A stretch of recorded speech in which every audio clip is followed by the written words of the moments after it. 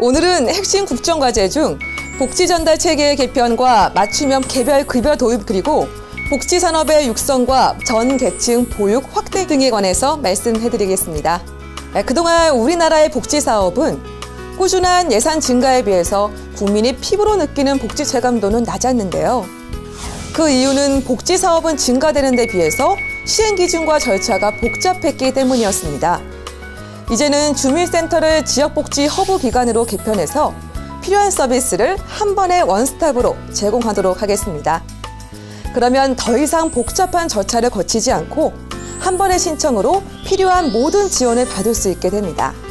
이를 위해서 먼저 복지 공무원과 민간 전문 인력을 확충하고 주민센터의 기능을 행정창구에서 복지 종합창구로 전환해 국민 맞춤형 서비스를 제공하겠습니다.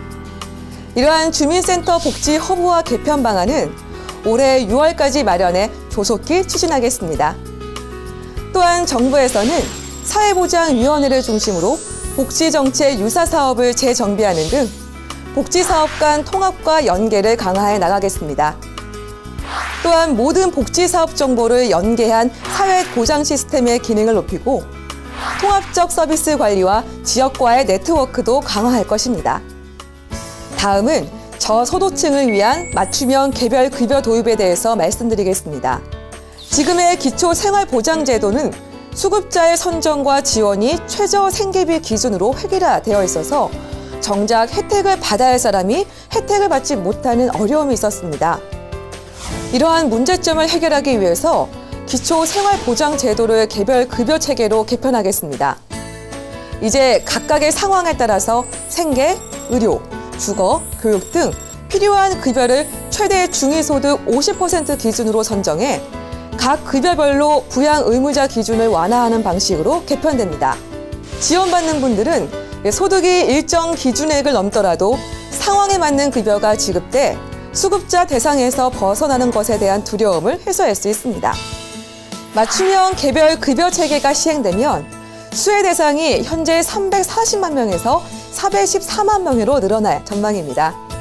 이러한 맞춤형 개별 급여는 2014년 하반기 시행을 목표로 금년 4월에 기본 방향을 확정해 10월까지 세부 방안을 준비하겠습니다. 다음은 보건복지산업 육성에 대해서 말씀드리겠습니다. 보건복지 산업의 육성을 통해 2017년까지 보건산업 전문 인력 등 질 좋은 일자리 수만 개를 창출하겠습니다. 이를 위해서 제약, 의료기기, 화장품 산업 육성 종합계획을 수립하고 글로벌 제약 산업 육성 펀드를 운영하는 등 R&D와 인프라를 확충하겠습니다. 사회 서비스 분야에서도 40만 개 이상의 일자리를 창출하겠습니다. 특히 장기 요양 서비스, 장애인 활동 지원 제도 등 꼭 필요한 사회 서비스를 확충하면서 동시에 일자리를 늘려가도록 하겠습니다. 마지막으로 소개해드릴 핵심 국정과제는 바로 전 계층 보육 확대입니다. 올해 3월부터 소득 구분 없이 모든 영유아를 위한 보육료와 양육수당이 지원되고 있는데요. 금년 말에는 작년과 비교해서 보육료와 양육수당 지원 대상이 119만 명까지 확대될 것입니다. 하지만 보육 수요가 늘면서 어린이집에 꼭 다녀야 할 맞벌이 부부의 자녀가 다니지 못하게 되는 경우가 있습니다. 이젠 실수요자가 우선적으로 어린이집을 이용할 수 있도록 실태 조사를 거쳐 우선 입소 내실화 대책을 6월 중 수립해 맞벌이 부부의 불편을 해소하겠습니다. 또한 영어, 미술 활동과 같은 특별 활동비나 입학금 등으로 발생하는 보육료의 추가 비용 부담을 덜어드리겠습니다. 3세에서 5세 부모가 부담하는 추가 보육료를 단계적으로 폐지하는 한편 어린이집의 보육료도 현실화하겠습니다. 그리고 향후 5년간 2,175개소의 국공립 어린이집과 공공형 어린이집을 추가로 늘리겠습니다. 이렇게 되면 어린이집 이용 아동은 전체 보육 아동의 30% 수준이 될 것입니다. 또한 2017년까지 전국 시군구 지원 체계를 구축하고 육아 종합지원센터를 확충해 시간제 보육 서비스 등을 제공하겠습니다.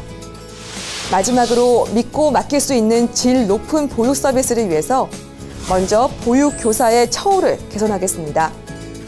또한 급식 문제, 아동 학대 등 안전 문제에 대해서 부모님들의 걱정을 덜어드리기 위해 어린이집 운영에 대한 투명성과 안전 관리를 강화하겠습니다. 어떠세요? 다가오는 대한민국이 기대되지 않으시나요? 이러한 정책이 제대로 실현되기 위해서 보건복지부의 업무 방식도 함께 발전될 계획입니다. 국민 중심의 행정구현, 어떻게 준비되고 있는지 다음 시간에 기대해 주세요.